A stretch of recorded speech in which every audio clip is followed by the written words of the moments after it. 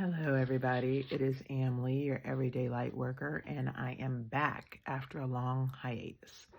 So, what we do here on this channel is we talk about employment discrimination in the workplace, what that looks like, and I am going to start out this year with a course on sexual harassment, which um, impacts and affects so many women in the workplace in such horrible, horrible ways. And I have some experience with that. I call myself the hip hop litigator because I have been dealing with employment discrimination. I am an attorney, and I've been dealing with that all of my career. And it's pretty pervasive, it's pretty bad. It's got worse ever since someone said that you can grab them by the pussy. Not gonna quote any names here, but I knew when that quote was made that there was gonna be just an uptick in sexual harassment claims in the workplace because you have someone saying, hey, this is okay, and it's really not okay. Please, whoever you are, do not grab anyone by the pussy. That is not cool. So let's first talk about what the legal definition of sexual harassment is. All right, so the legal definition, it's a form of discrimination that violates both civil rights and human dignity. It involves unwelcome sexual advances, and the victim is affected with their well-being, their self-esteem, their psychological health. It does a lot of damage in the workplace. Legal definitions of it, sexual harassment, it varies by jurisdiction, but they share some common elements. In the United States, for example, what needs to happen for something to be considered sexual harassment is that it has to be severe and pervasive enough to create a hostile work environment or result in a tangible employment action, such as a termination. And so hostile work environment is a term that people know and they use, and they say, I'm being subjected to a hostile working environment. And it's not really that simple just because you're not having a good time at work. Almost no one has a good time at work. If you do, you're the exception to the rule, and be very thankful for that. But most people are at work and they're subjected to things that they do not like. So that's not what a hostile working environment is.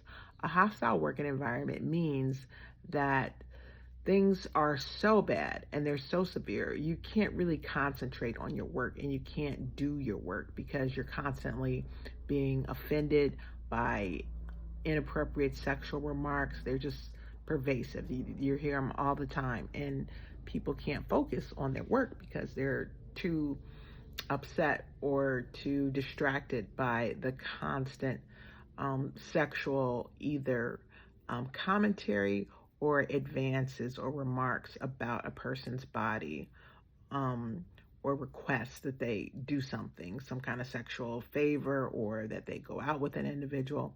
That creates a hostile working environment when it comes to sexual harassment. There are other types of hostile work environments. Sexual harassment isn't the only thing that will create a hostile working environment, but it is one of the things that creates a hostile working environment. So let's talk about two different types of sexual harassment. So there's quid pro quo harassment, and this form of sexual harassment involves situations where an individual in a position of power, such as a supervisor or manager, offers employment benefits or opportunities in exchange for sexual favors. So that is called quid pro quo sexual harassment. So how that works is, a manager, you might approach your manager with, I believe I deserve a promotion because A, B, C, D, E, F, G, you lay out your case for it. And then the manager says, well, we can discuss this over dinner, and depending on how you treat me, maybe you'll get that promotion. Okay, so that's quid pro quo. If you participate in it, you're going to cause yourself a lot of problems at work. That never works out. I've never seen it be the case where that doesn't blow up in both parties' faces. So I would not recommend pursuing that at work. but it creates a lot of problems at work because people know what's going on and they feel like someone is being unfairly advantaged by the quid pro quo sexual harassment. So the people who have the claim regarding that kind of behavior are not only the person who is being subjected to the request for sexual favors. That person does have a claim because they can say that I wasn't able to advance in the regular sort of way. I was told I had to perform these sexual favors in order to advance. But the people who are observing it they also have a charge of discrimination because they are being disadvantaged in that they aren't given the opportunity to exchange sexual favors for advancement. So it just creates a really messy workplace. It's not that uncommon, believe it or not, especially in the workplaces that are kind of not, I don't want to say blue collar, but they're at the lower end of the employment scale. So, for example, fast food restaurants, convenience store places, places where there's not a lot of oversight of what the manager is doing.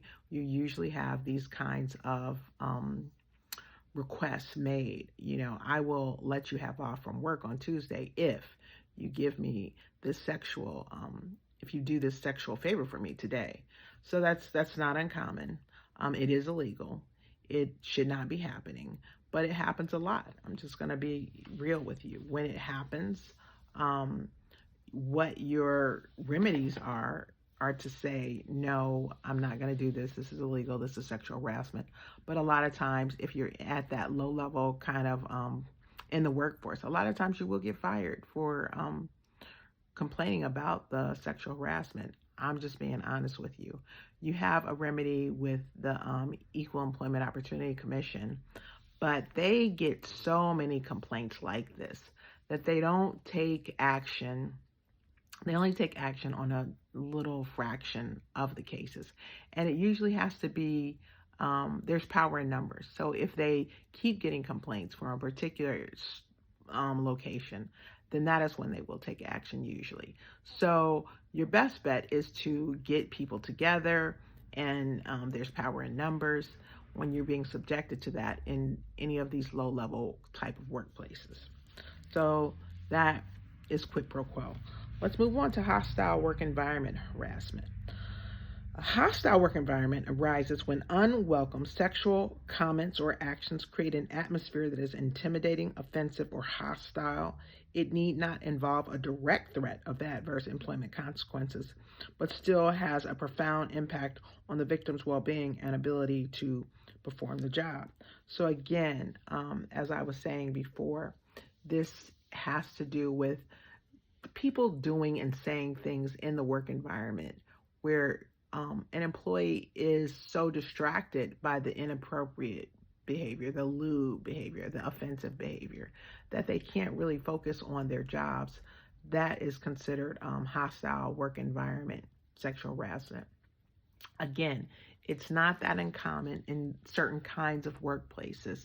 So we'll get to what you can do to make a really good case for yourself if you're being subjected to this. But for this video, I just wanted to focus on the legal definition of the different types of sexual harassment. So there's basically two: quid pro quo harassment and hostile work environment harassment. Title VII of the Civil Rights Act is the act that covers this kind of harassment in the United States. You would follow up with the Equal Employment Opportunity Commission, the EEOC, with regard to filing a complaint if you want to file a complaint. A lot of times that doesn't do a whole lot of good. I'm just being honest with you. I've been doing this for 30 years. I've seen a lot of stuff. I've seen where action has been taken effectively and where it has not. Usually, if you want to see if the employer is going to do anything, there's something that will be done, usually a little bit, in professional environments, because it is seen as really unprofessional to allow this to be in your work environment. So in professional environments, Human resources departments will do a little bit of something. They're not going to do a whole lot. And you can help yourself out, or you can help them to help you by having all of your documentation in order.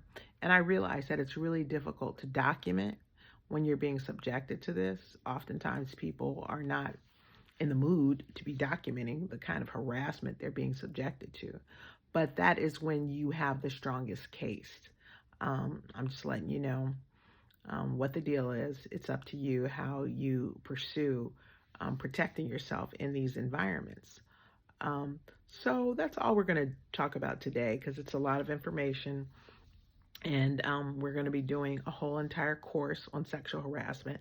So I want you to, on this video, focus on what the different types are, what the legal definitions of these types are, and what you can do to protect yourself, which is always going to be document, document, document, any way that you can. If you can document through video, that's cool. If you can document through photos, that's cool. If you document through journaling or writing, that's cool. But you need to have some kind of evidence that this is existing. Because of course, when people are questioning about it, when they're investigating, nobody knows anything. Nobody saw anything. Nobody heard anything.